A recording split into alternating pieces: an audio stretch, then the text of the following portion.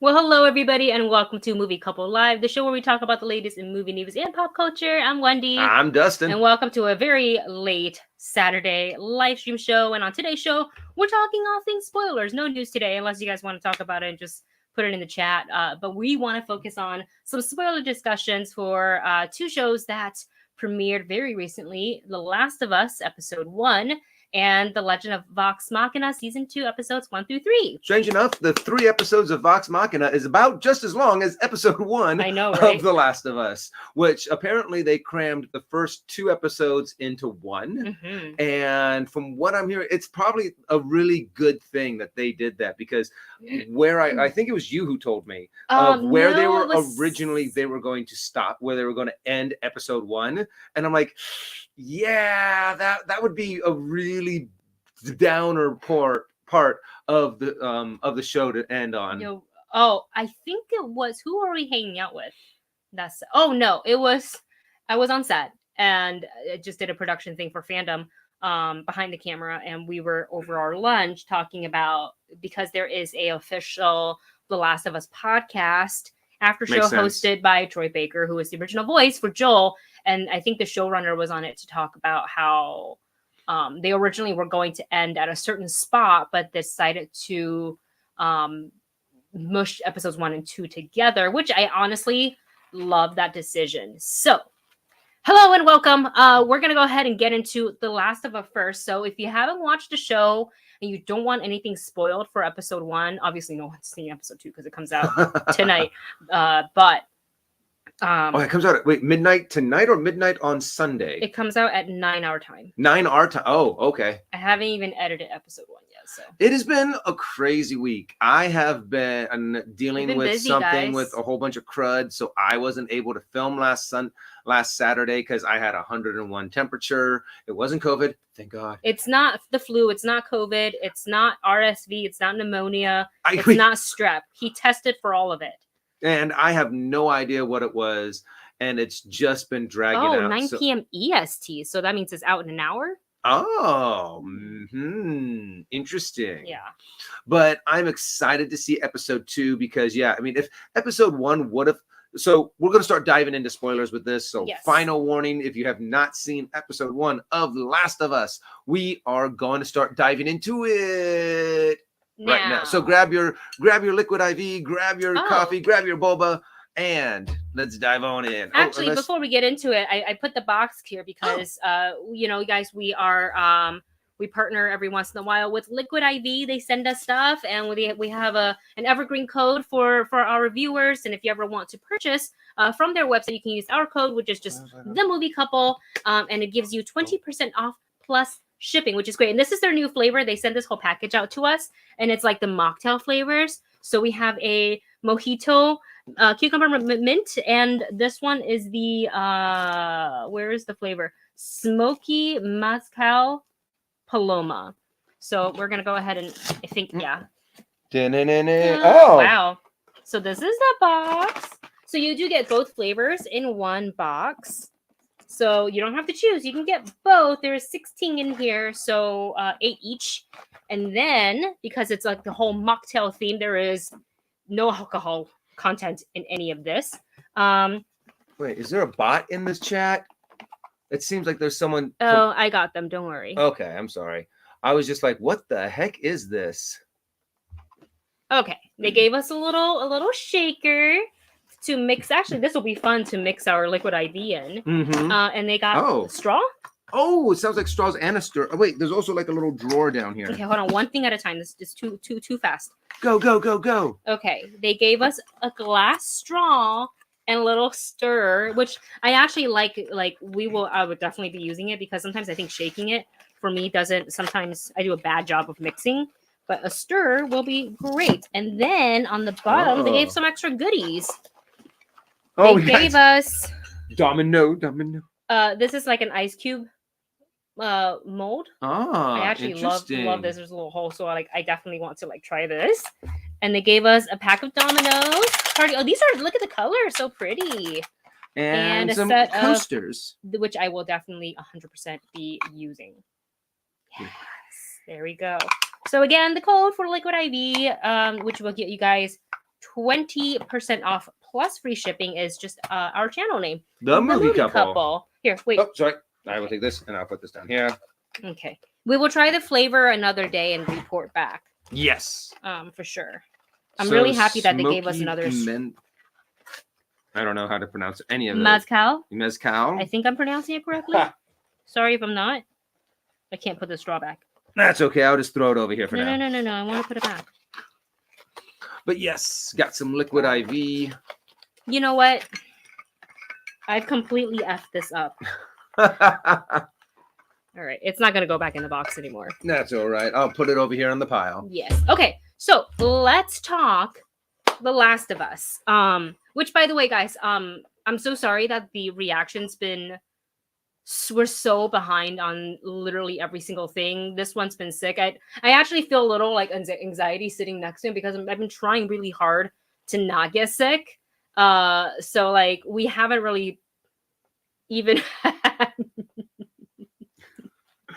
just slowly slipping off the side of the screen. Oh gosh. But yeah, it's been frustrating because we've had to, you know, unfortunately Wendy's been on the couch because I'm not trying to get sick. I've been coughing up like a storm. So I'm actually a lot better. I need to work, so I can't get sick.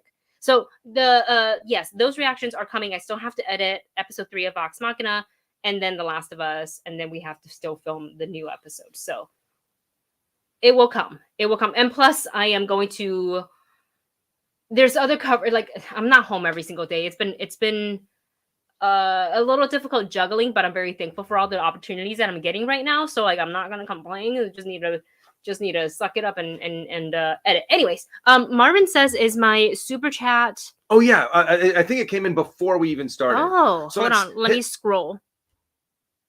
Hold on a second. I can kind of hear through my speakers. Let me turn this down a little bit. There we go. Okay. But yeah, I have to admit, I mean, there's just so much good stuff coming out recently that it's been hard to keep up with everything. Yeah, it's been real hard. Okay, Martin, so sorry for missing this. Marvin writes, AGT Bellow Sisters, Vox Machina Honest trailer. I actually saw that. You did? I think I saw that. It was a while ago for season 1. I don't know if they've done one from season 1. I don't know if I've seen season 2 yet. But it's actually hilarious because they're kind of like, for a property that you actually need to know absolutely nothing about to enjoy. And they're just talking. And it is a really fun, honest trailer. Because, well, I'm not just saying that because I love Vox Machina. I love Critical Role. I love the stories that they tell. And the honest trailer is really fun. So if you guys get a chance, go and check it out on the honest trailers. Is it Screen Junkies that do it? Mm-hmm. Go check it out on Screen Junkies. It's fun. I think it's just under the channel Honest Trailer, though. Oh, okay. That works too. All right. So, instead of zombie fungus, if you can make your own unique spin on zombie mythology and pathology and etc. Oh. Well, you know what? I kind of like what they did with 28 Days Later, where it was a rabies adaptation, to where it's just the fact that someone who does have the virus just becomes enraged and is constantly just pretty much attacking anything around them. Another adaptation on the zombie or the zombie mythology. There's actually so many different zombie mythologies out there, because remember, zombies did not start off as the idea of a virus. It was all voodoo magic that brought the dead back to life. And then to have it appeal to a more science savvy audience, then they changed it into a virus. And now they've been doing different adaptations, like 28 Days Later did it as a rabies. What is it called? The Last of Us is doing fungus. But I think the fungus one is actually the newest adaptation of it, because there is that one fungus. If you guys happen to have watched, I think there's a science video where it will infect an ant, and then it will have the ant crawl up to a certain spot and die there, and that's where it will grow out of its, like, the back of its head, which is just like absolutely grotesque. Yeah, but kind of cool when you think about it. You're like, that's science. Another way of doing zombie, maybe a way of like it starts another way of like de-evolution, to where it's something in our brain just starts to regress.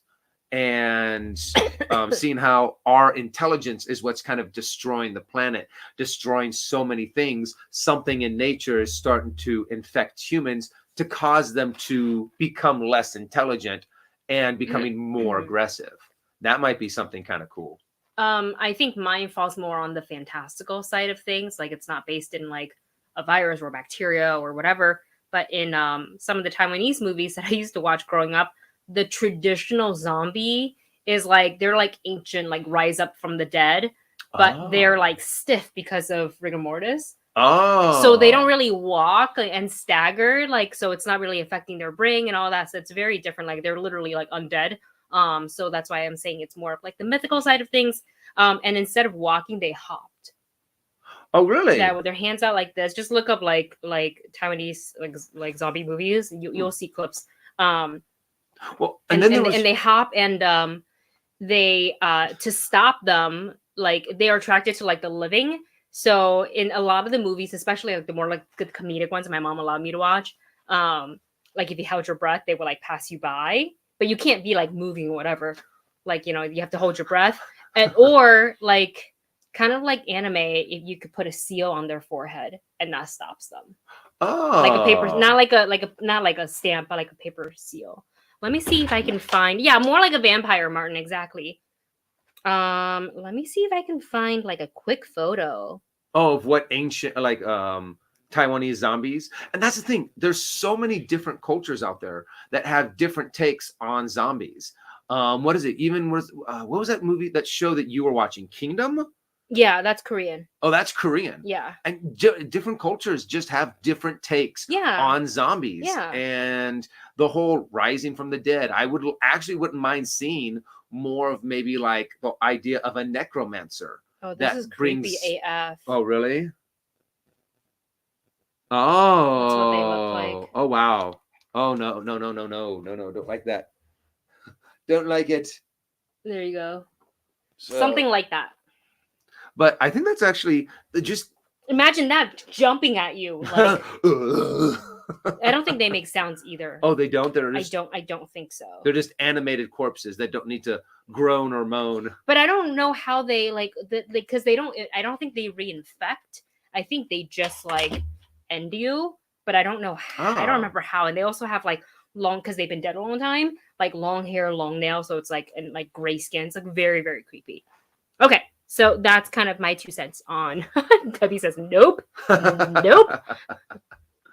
I think, I mean, that's the thing, is that there are a lot of fun things that have gone into the raising of the dead. You know, even back to where it was just skeletons that came back to life, or just some kind of rotting corpse that came back to life because of magic.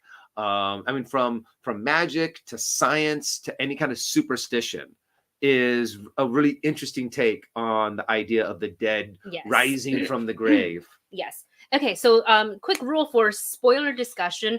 We're going to talk about spoilers specifically to the show, not to the game. Well, one, we would have no input for that because neither one of us have played. So like, if you have little Easter eggs that pertains to the boundaries of episode 1 in The Last of Us, if that what you want to add in the chat, that's okay. But like future ones, please don't spoil that for us. Same thing for the Vox Machina talk that's going to come up later. We're going to discuss spoiler within specifically what we saw in episode 1 through 3, and if we feel like we're gonna let out a spoiler or Easter egg from campaign 1, or like something that they hinted at in campaign 2 or whatever, if you like knowledge, you know, if you're a critter, then we would give like a quick spoiler warning so you can earmuffs yourself. Earmuffs. Yeah. Okay. So let's get into it. Side note. Yes. Ruru 2 has had a good comment in there. Since we're talking about Vox Machina and The Last of Us and zombies, I would love, honestly, seeing an a graphic animated movie of Diablo, or not a movie, but a show of Diablo. I think that would be a really good animated TV show. Did you spill a little? I sure did. Sorry, y'all. That would be really fun. But okay, let's get into it. Let's dive into episode 1. It's been 60 minutes of The Last of Us. I have to admit, I like the way that they built up episode 1. It's kind of like they were able to give us the lore, start diving into these characters. And by midpoint in the show, they gave us what was really starting to be important, which was starting to build the relationship between our two main characters, Ellie and Joel. So we got that in the first episode. I think it would have been so difficult if they would have ended it where they were originally planning to end episode 1, which is right after Joel's daughter died and right after Joel throws that one kid's body into the fire. Yeah. To where you're like, it's very depressing, like the whole overall theming of, I mean, obviously pandemic / which, by the way, how close did that hit? I know COVID is not a fungal thing, but the fact that they had like scientists on the talk show talking about, oh, later on, this is something we should worry about. And we do this literally in every single disaster movie. The scientist is like, based on research and theory and here's the numbers to back it up. And everybody else is like, nah, that's not going to happen. And sure enough, and then it does. That's what happens. And then it does. And then it's like, what can you do to save us? And he's like, I told you. I warned you 10 years ago. You want to listen to me. You decided to shame me. So, talking about like that in the ways of like a pandemic and how quickly that happened, I really liked how they started the show. I was wondering if they were going to do the whole, like, they're in the thick of it already. It has already happened. And then when they kind of focus in on Joe, they're going to give us a flashback. But I like that they built from even before Joel, talking about the fungus, which is like how the entire outbreak and the spread of the thing started, to where Joel is. And I thought it was really important that they took a little bit of time before diving into all of that, because it established who Sarah is, who Joel is, their relationship, plus Joel's brother. Like that, I really like, because you're watching this dynamic and they have such a fun relationship, like father-daughter. Like the quippy back and forth, I thought, but they were all done with love. I really loved it. And that made you feel so invested in these three characters, even if you already, especially the people who play the game, like you knew what was going to happen to Sarah. But I feel like even if you knew, it would still affect you, because Nicole Parker did such an amazing job. Oh my gosh, as Sarah. Yeah. And that moment, honestly, yeah. And when you see her the moment that just got me is when Joel is trying to pick her up, and he's like, I know. And he's just you heard the pain in both of their voices. Yeah. You see him trying to do everything he can. And even though what he is doing is hurting her, he's like, I got to get you up. There's no other option. And I almost broke down in that. I mean, it was tough to hear. It was tough to watch. And just seeing their performances just really is what really sucked you into this. It really started to make you feel for Joel's character and really makes you understand why Joel is the way he is 20 years later. Mm-hmm. And I think they did an amazing job on making him look 20 years older, but not just physically. They did an amazing job on just making him look like he is 20 years older emotionally. He's gone through all he is a broken man. And they showed it so well.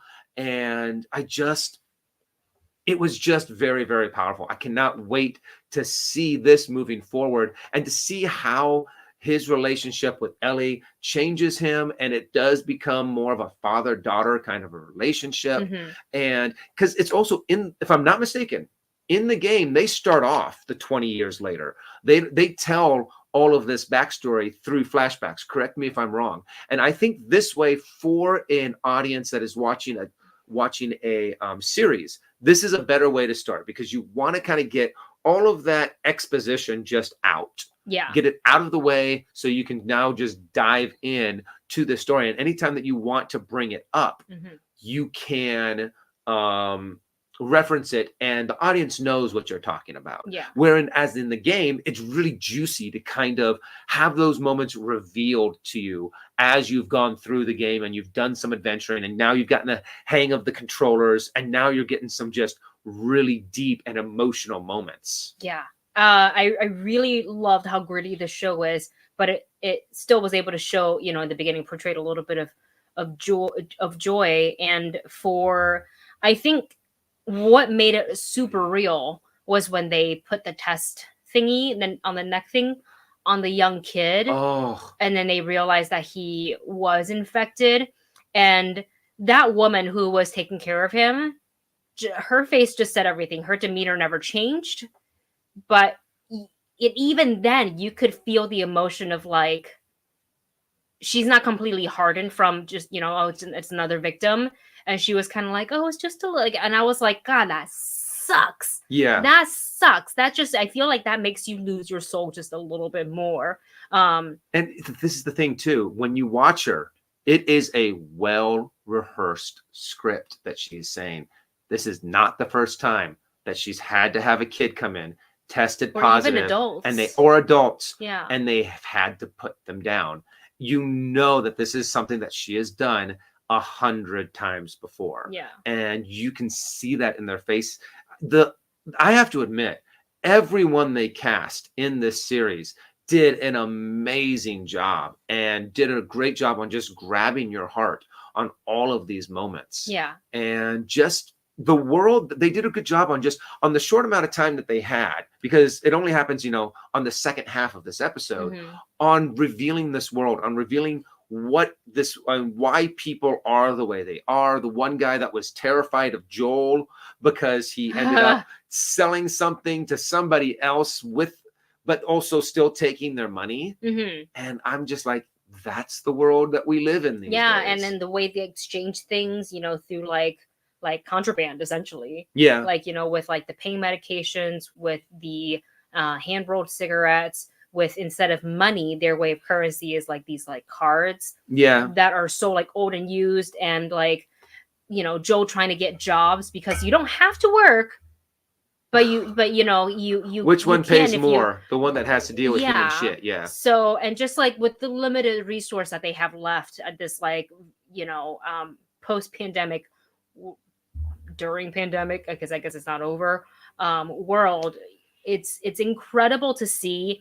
And I think it's really cool to see that journey for Joel, who is so, yes, he's having a relationship with Tess, but I think he's still very much a guarded person, especially when it comes to, like, I feel so bad because of, you know, he probably thinks, obviously we saw the nightmares and the flashbacks every single night, probably when he sleeps, thinking about his daughter, Sarah, and his brother, who like is in a whole different area, and we can dive into that in a little bit.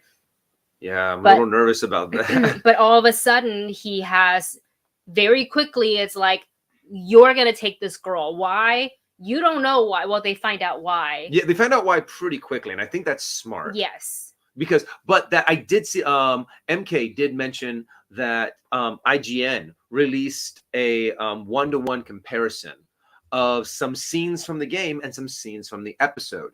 And I was watching some of them, and I'm like, this is exactly beat for beat, moment for moment. And I was just really impressed that they took it right out of the game. Yeah. And it just made it feel so real. And I'm just like, it makes me happy to know that they're finally getting the idea of, hey, it's okay to take things directly from the game and putting them into the show or series. Yes. Because one, it fits, and two, it's going to make the fans of the original content just so excited to see this moment, being like, I remember this cutscene. Yeah. So I think I've had many comments from, because I just tweeted that I saw the episode, and I thought it was like real solid for, you know, especially with the expectation everybody has going into it. Like, this thing was hyped from the beginning. Oh yeah. When they announced casting and everything. Heck, when they just announced, hey, we're making this. We haven't finished the script yet, but we're making it. Well, you know, and the critics and journalists who got, you know, an early copy or viewing, whatever, of the show, and overall had very positive things to say about it. When I tweeted that I watched it and I loved it and I can't wait for the next episode, a lot of people are saying, like, hey, as someone who's played the game, like, this is a solid adaptation. And I know a lot of people were kind of worried about, like, oh, video game adaptations, because not all of them are like, some are hits, but there's also like quite a few misses. So I love the fact that the video game curse is starting to get broken, from Sonic to The Last of Us. Sonic is so good, y'all. There's a couple of them that are just now starting to get, and honestly, I'm excited about Super Mario Brothers. So fingers crossed. That was one of the very first ones that came out that made everyone go, ooh, maybe let's not do video game adaptations. Yeah. I want to talk about Debbie's comment over on Twitch. She says, love seeing Anna Torv, I think I'm saying that right, in this series. She plays Tess. And if you also watch the series Fringe, she played Olivia. And I loved her. I actually, you know what's funny? You'll see it when the reaction goes up eventually. I did not, because she got beaten up. Mm-hmm. So like half of her face was like really, really bruised up. And it took episode. Yeah, and it took a second where I was like, at one point I was like, is that the same actress from Fringe? And I asked Dustin, he's like, I don't know, I didn't watch Fringe. I was like, oh, you would have loved. I know you loved. You would have loved Fringe. It's so it's just one of those shows that there's so much content out there. It's impossible. It's not on anymore. It's okay. Yeah, but it's one of those shows that you never watched it, Walter? Well, no, you showed me some of it. Oh. And I do know that there becomes an evil Walter, but I've heard that it's an amazing show from actually many people. So good.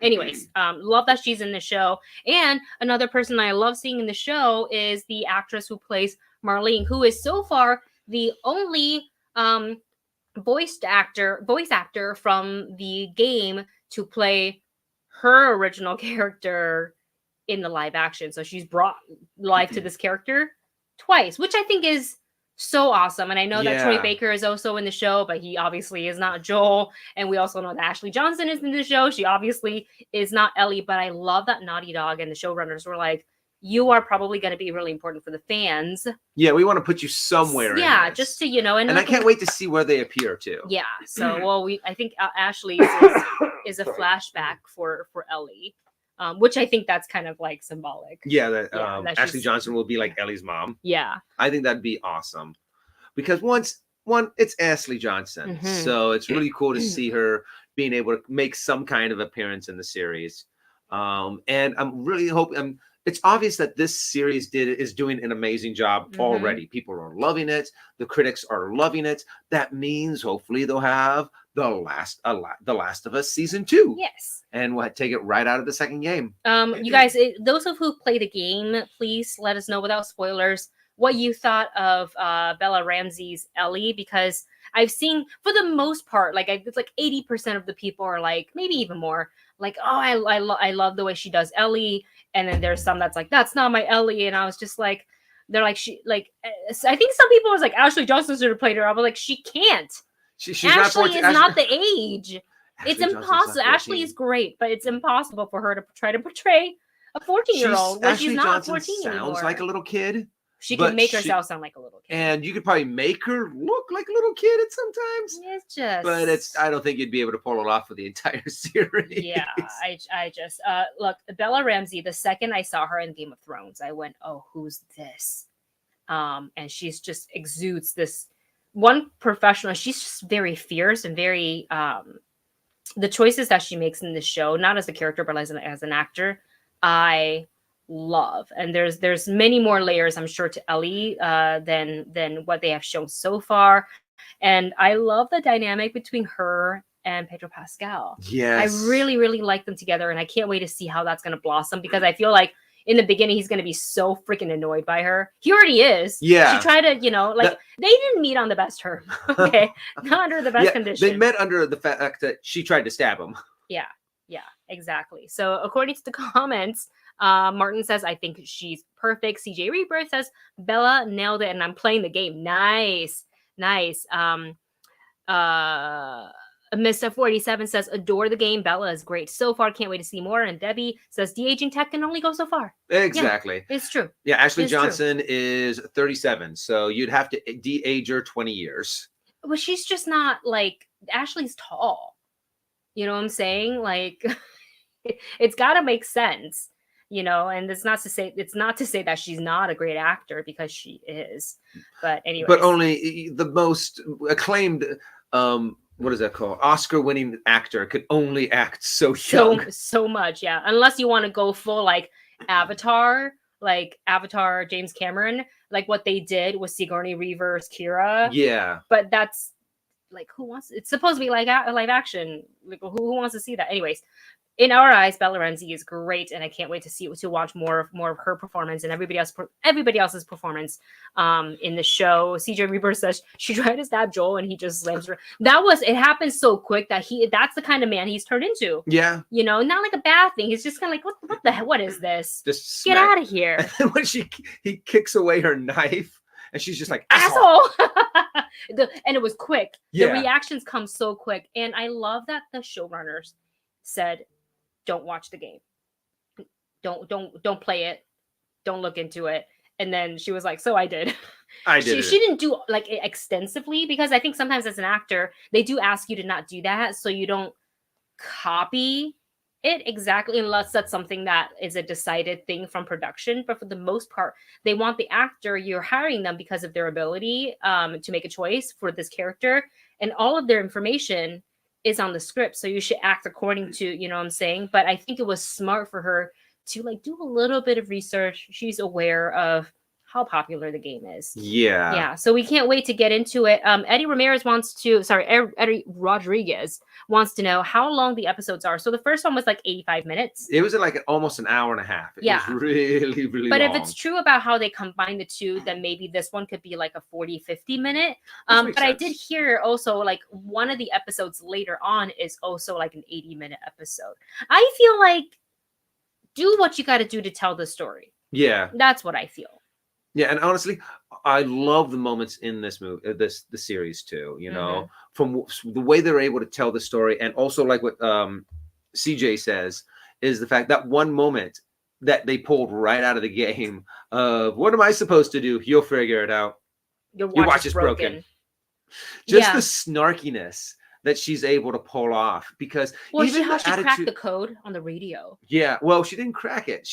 She tricked Joel into letting her know what an 80s song meant. So essentially she had a feeling. Yeah. But she's the thing is that she's smart about these things, but she's also young and reactionary, where Joel, having had the experience he's had, plus like of like his, you know, past experience as a military, I think that's where that's where the push and pull of the balance of Ellie and Joel is going to come in, where you're gonna be like, dude, shush, they're right there, be quiet, you're gonna ruin it all. Or she'll come in with something because she's younger, more resourceful in different ways than Joel, and but I don't know. This is me just kind of predicting how things are gonna go for someone who hasn't played the game. So yeah.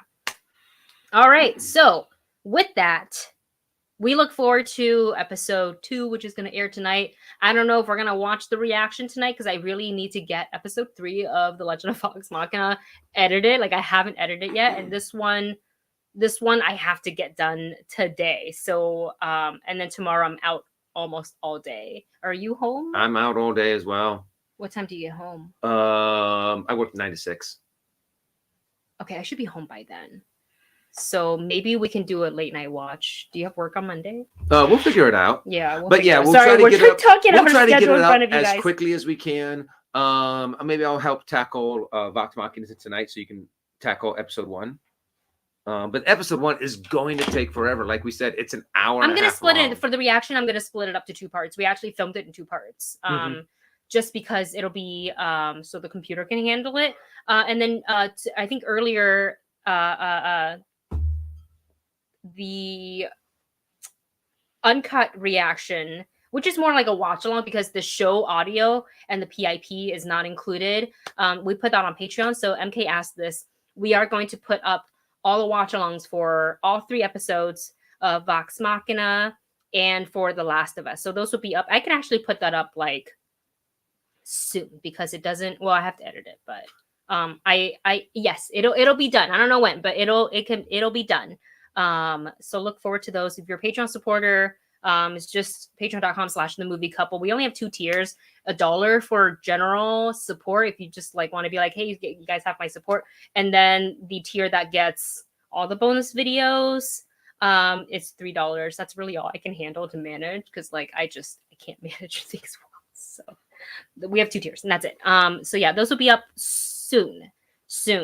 And with that, I think we're gonna go ahead and get shift over to sorry. You okay? Yep, just got water.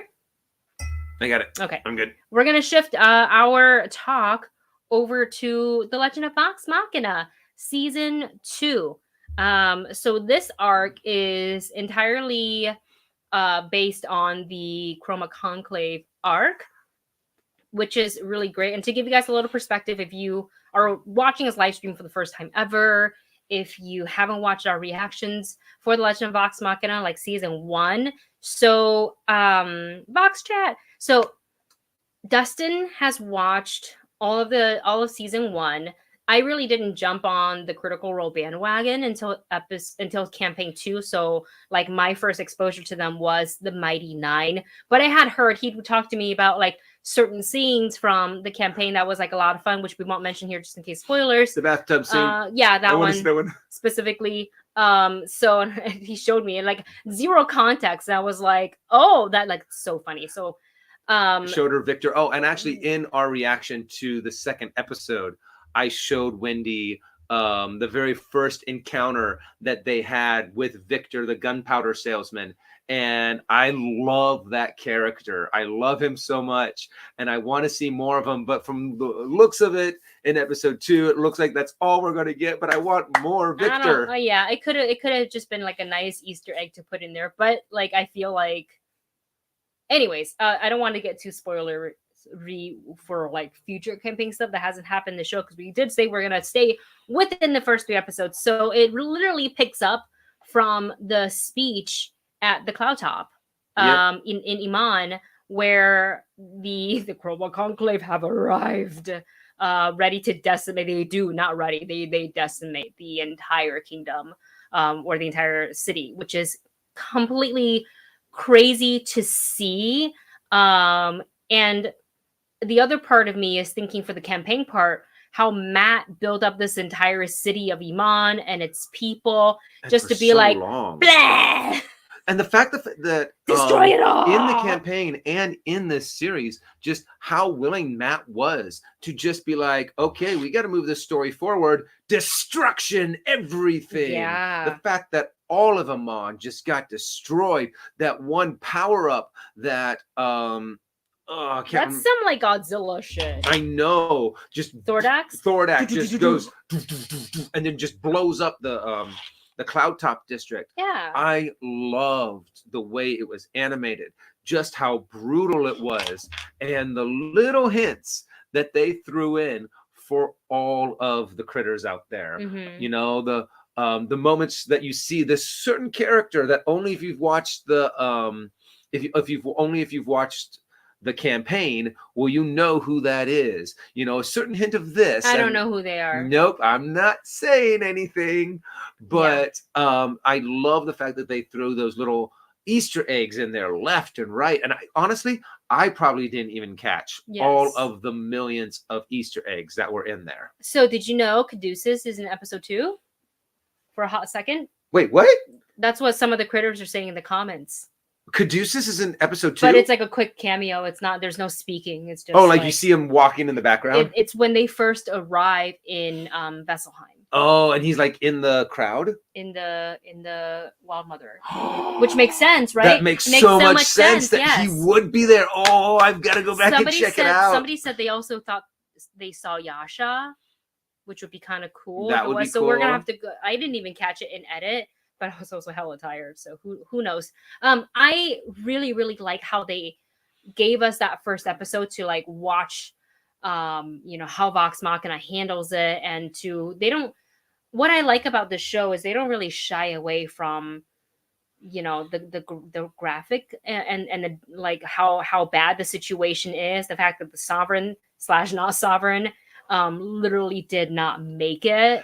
And I'm glad. That was heartbreaking. I almost cried. Well, if I'm not mistaken, they don't actually show that in the campaign. None of the characters actually see Uriel's death, but they end up meeting up with his wife, and they say Uriel didn't make it.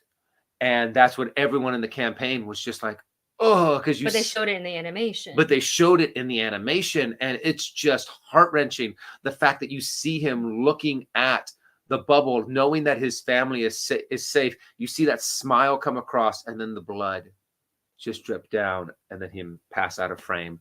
and you're just like, no. I think that gives a more devastating blow to how terrible this attack was. Yes. On Iman and all of its people. So they obviously had to get save as many as they could.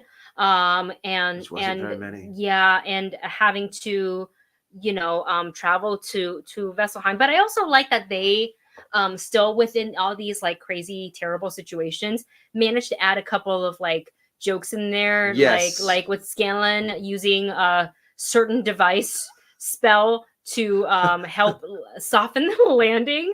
I leave think it to Scanlan. Yeah, I think one of my favorite things in episode 2 was the trials. Yes. At the Slayer's take, and now Dustin was mentioning that there was a lot more to the Slayer's take, but it seemed like they edited a lot out, which makes sense if they want to focus on a singular story and tell that story. I think that's a really, really smart choice. So if you like seen the campaign, I think that can enrich your experience. But if you haven't seen it, you wouldn't know what you're missing out on anyways. And I think for someone who hasn't watched campaign 1, it really makes sense for them to focus on that. I think I might have made a mistake. I thought there was something else that they took out of Vasselheim. But I think actually I was wrong. I was mixing up some parts that happened earlier in the campaign before the Chroma Conclave, but then they go back to Vasselheim, next door neighbor. Oh. And then they come back to the Slayer's take. So, and that they do kind of reference that in what is it called in episode 2 with Cash and Z. Yeah, Zara. And I honestly I love the fact that they put those little Easter eggs in there to make that up. But yeah, all of the different magics that they used, all of the different moments, even in the destruction of Amon, to where you're seeing all of this death and destruction. Yeah, there's still little jokes in there. There's still those little moments where you start to cheer, like when Gilmore's just like, everything's, just take the discount. No, just take it all. But then everyone's stealing some magic items. I love the fact that they gave Grog his belt of dwarven kind. And I have a beard. So funny. But also, I love the fact that Scanlan ended up with the broom. Yeah, I don't know what the broom does, but I can't wait to find out. I feel like they show it for a reason. And so now, after the trial, after they passed, essentially now they are off to hunt the vestiges. And what's funny is, so I was editing episode 2, and then so when you and I watch, it was like back to back. We watch episode 1, 2, and 3, right? So we get to the end of episode 3 when the whole thing happens, which we'll get into in a second. So I was watching it, and it somehow it didn't click that part of the tomb thingy, the vestige, was already shown in episode 2. Not what happened when Percy did the thing, but what it looked like when she was talking about the vestiges. They actually showed it, but me just being so caught up in that moment didn't even connect the two. I was just shocked and crying. So it was episode 3 I really loved, because they're going into the sunken tomb to find the vestiges. There's some battle that's happening, which is great. We get to see a little bit more of the consequences that Grog has with the sword. Hunger. That was consume. Travis with these hexblade things, man. Yeah. And honestly, I cannot wait to see a certain part with Grog and the blade. Mm-hmm. There's a lot of stuff that I just cannot wait for.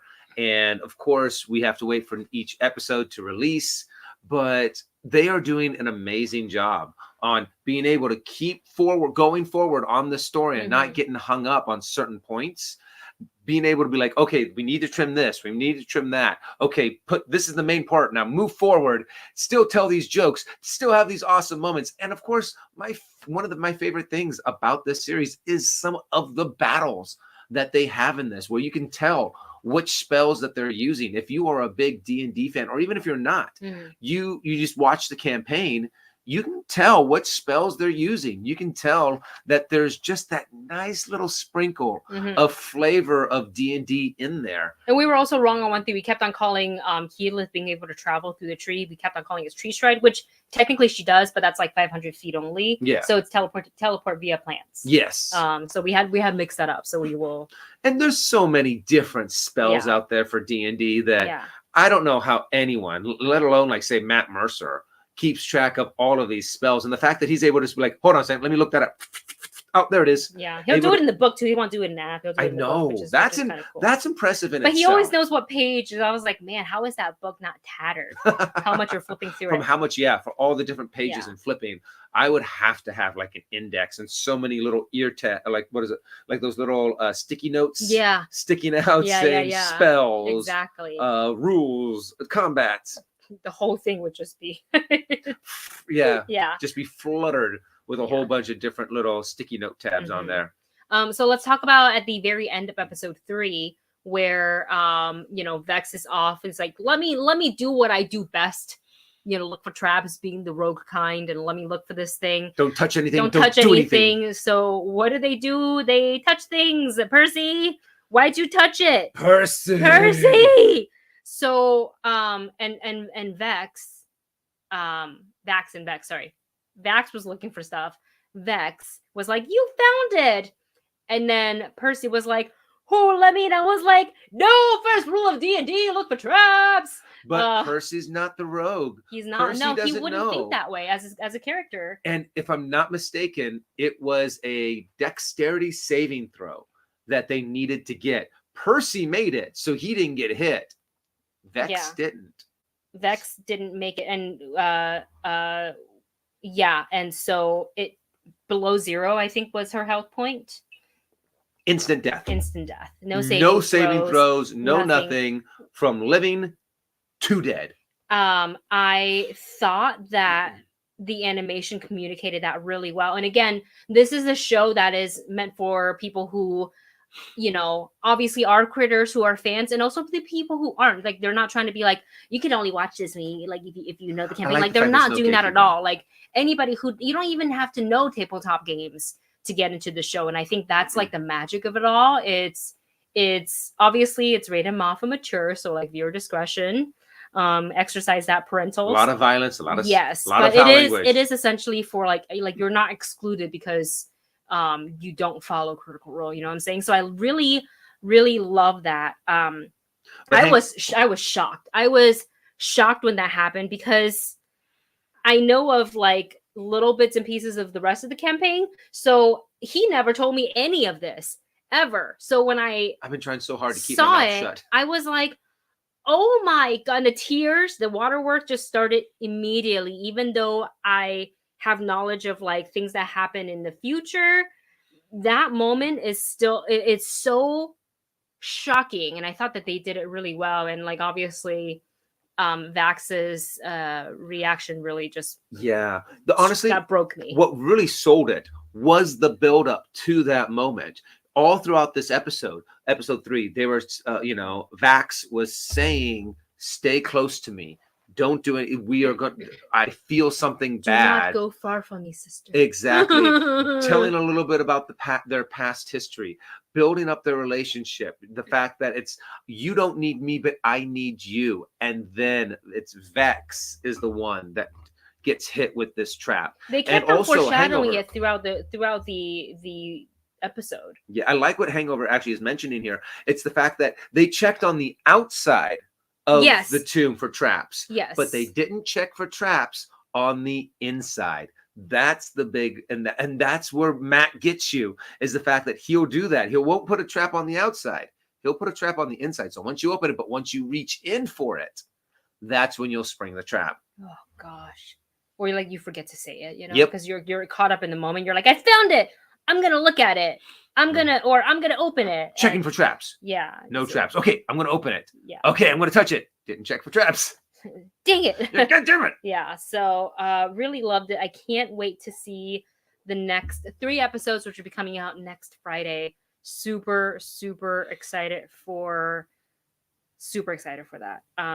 Yeah. And I like this comment here also. Don't forget in episode 1, the twins got separated as well. Foreshadowing. Yeah, they were doing it the whole time. You just like they were thinking really back from up. episode 3. They were building like that's what I'm saying. Like the writing for the show, the animation, everything is so smart, and they took a long time working on this. Oh, I just realized something. What? That I remember in season 1. Okay, another time that the twins do get separated was when they were with the Slayer's They were in the zipper top. In the zipper top too. But in season 1, they're talking about some of the weirdest things that they've killed. And they showed this moment where Vax kills a Rakshasa, which is the lion-faced demon. Oh. And that happens when they actually are at the Slayer's take, and they are fighting.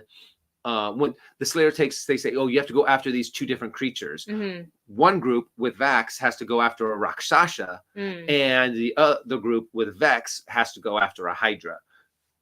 And it was just now that I'm realizing, they referenced back to that in season 1. So it now makes a lot more sense. Tiger. Sorry. Tiger face. Did I say lion? Yeah. I meant tiger. But yes, I remember that little flashback from season 1. Nice. But I honestly, that's also something else that I hope that they bring into one of the seasons, because it's obvious that the big story arcs that they're going to be talking about is season 2 and 3 are going to be the Chroma Conclave, because they've already announced season 3. I highly doubt they're going to be able to finish all of the Chroma Conclave in this season. So that means season 4 might be Vecna. But if they're doing amazingly well, season 4 could be the, what is that called? Kind of like the aftermath of the Chroma Conclave. And then, fingers crossed, season 5 will be Vecna. So I'm excited to see that, because some of the things that I really want to see, I want to see Tyrion Darrington. I want to see that character, because I think he's a fun character. I like him. He's the perfect level of annoying. Yeah. And that's a campaign thing, so it's not really a spoiler, but no, I'm just talking about a character. If you guys know, you know. Yes. I would love to see. I unfortunately, before they even announced, no, it's fine. I showed you a little bit of Tyrion Darrington. It's all good. And of course, Wendy was there to hear my reactions when I'm sitting in the study watching campaign 1. She would just hear me either bust up laughing or scream out going, "No! What? Yeah. Just losing my mind throughout the entire episode. So honestly, I'd be like, what just happened? Who wrote that? And then of course I tried to explain to her everything that happened, and she's like, okay, I kind of get it. Yeah. So Doc has a great comment here. Hey, just joined. Hello, welcome. Bidet. How much is allowed to talk about things in the campaign? So if you have like things to add of like what they've shown already from episodes 1 through 3, great. But anything that pertains to like after episode 3 that's happened in the campaign, we're gonna try to not spoil that, because he knows, but I don't know, and some of the people watching don't know. So far, what happens in season 2, episode 3, it's right when Vex gets hit with the trap, looking for the vestige of Divergent for Purvan. Purvan's vestige of Divergent. So anything after that, don't mention it. Everything before that, fair game. Yeah, it should be okay, because I think it'll just add to the story, unless they like shifted some time stuff around. Sean Parker, thank you so much for the super sticker. What does it look like? Oh, it doesn't show here, but we can it's see a little fruit with pom-poms. Oh my god, cute. Thank you so much. Very cute. Thank you so much. Late to the party's here, guys. Hey. Remember Vanessa? Oh damn. Didn't even think about Vecna showing up in Vox Machina. Oh, well, they teased him in It's not going to be this season. It's not going to be this season. No way. It might not even be in the next season. It won't be in the next season either. I'm pretty sure that it's not going to be season 4. I'm sorry. Season 2 and season 3 are definitely going to be the Chroma Conclave. Yeah. What they do in season 4 or maybe season 5, I don't know. And then campaign 2. Oh, I cannot wait for the Mighty 9. It's honestly, there's a lot of things. If you go onto YouTube, they have a lot of amateur like artists, fans fan animation. Animated. And some of them are amazing. Some of them are really Some of them good. are really cool. Yeah. Some of them are just rough, even like the ones that are just rough sketches of the animation. I really like it. There's one of when they're on Darktoe, of the fight on the ship, where it pretty much starts off with Caleb going, "I cast a wall of fire." And everyone's like, "Oh, she!" And just, you know, that's when all hell breaks loose. Yes. Oh, nice. Yeah, Doc. I think we'll save that for future episodes because I definitely want to know who. But I also like don't want to know because I'm probably, you know, some of the characters that they are voicing is probably spoiler. But that's good to know. Good to know. Okay, so the Earth. For Grok's trial. Oh, Earthbreaker Grun. Yes. Grun. No, Earthbreaker Grun. So I understand that he is a monk. Yes. Right? So that's giving me like, ooh, if and when we get Beauregard, like that's the type of like, you know, fucking super buff with 50 abs, no sleeves because they're BS. No shirt. No shirt. No, well, no, she's got to have a shirt. Well, she just has like the two. She's got her blue outfit. But like, I think it's a nice like hint at like what a monk would look like. If like, you know, if they get to do the Mighty Nine, like what Bo could look like, which like her fighting style and everything. I think the animation part of it just really crazy cool. monk shit. Yeah, I want to see some of that crazy monk shit that Bo does. Mm-hmm. I love it, and honestly, the fact that there is just the possibility of more and more and more is just making me so happy. I really want this to continue. I really want to see more. I would love for them to be doing so well that they're able to make some animation for campaign 3. Yeah. So here's the hoping, ladies and gentlemen. Here's the hoping. I think as long as we keep streaming right now, it is top 3 shows on Prime Video right now as of yesterday. Vox Machina? Yeah, as of I checked, and I was like streaming it yesterday just to like, I don't know if they will recount rewatches, but I was streaming it just to see, and I want to see if, let me check. So go onto your Amazon Video account and just push watch Prime all Video, Prime Video. Oh my gosh. Prime Video, and just put it on repeat and just watch it over and over and over and over again. So Amazon's like, wow, people are loving this show. Yeah. Let's make a season 8. Please do. Let me see what it's they on have right enough now. material. You know they have enough to be able to just. Oh, it doesn't say it on the phone. What? Like that it's like, you know, top streaming or whatever. How good it's doing. Yeah, it only says it on the website.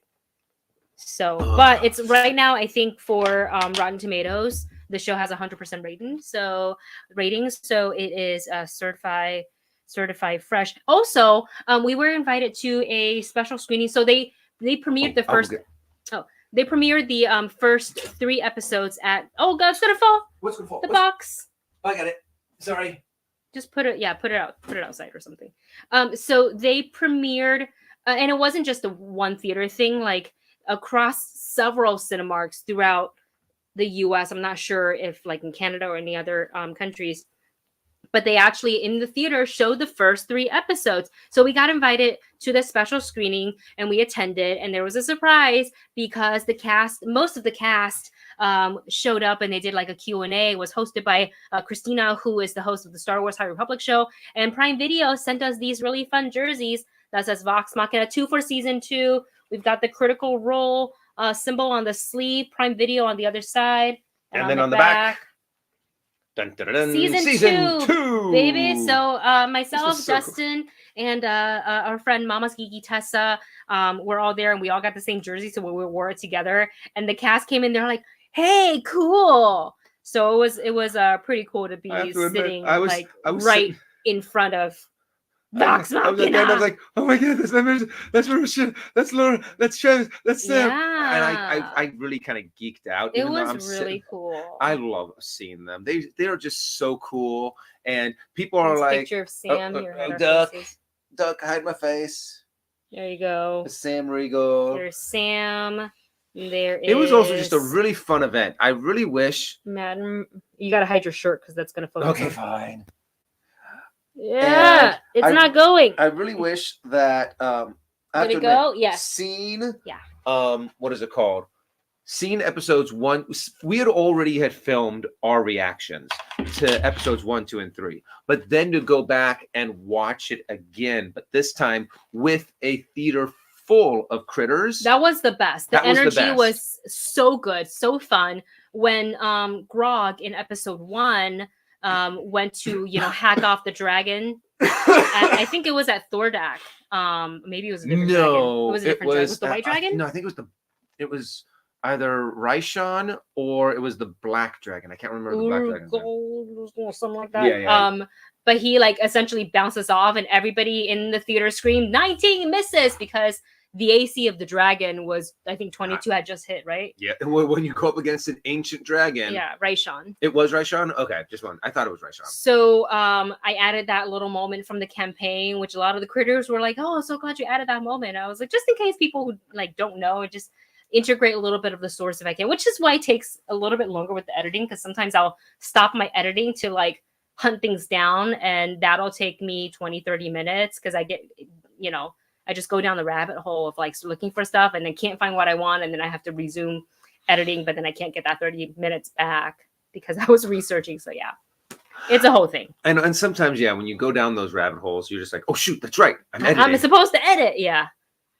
So all right, I think we're gonna go ahead and call it quits because this one's voice is starting to go, so we can rest his voice for other things that if we film today. I think I might give him a rest though. I think he's still sick and he still needs to recover if we're going to continue our busy schedule. So this will be the end of our live stream, and plus we're at over an hour, so perfect. You guys, thank you so much for hanging out with us. Hope you guys enjoyed our spoiler discussion for The Last of Us and for The Legend of Vox Machina Season 2, episodes 1 through 3. It was so much fun geeking out with you guys. Yeah, I love hanging out with you guys. Don't forget to hit that subscribe button. Oh, thumbs up if you can, please. Because it helps us a lot here on the channel. Yes, get more and it visibility. helps us being able to talk more geeky stuff with you guys. And honestly, with The Legend of Vox Machina, The Last of Us, there's going to be a lot of geeking out here on our channel. And then we got The Mandalorian coming in March. And The Mandalorian. There's a lot of stuff.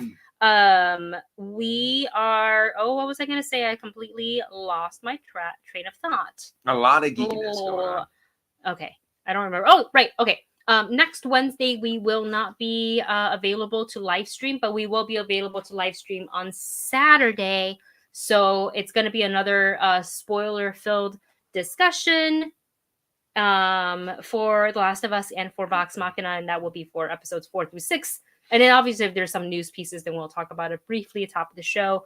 But that's it from us. Thank you guys so much for watching. We're going to go rest and get to editing. Yes. And guys, we love you so much. And we will see you guys in a week or less. Bye. Bye, everybody. Bye. Bye.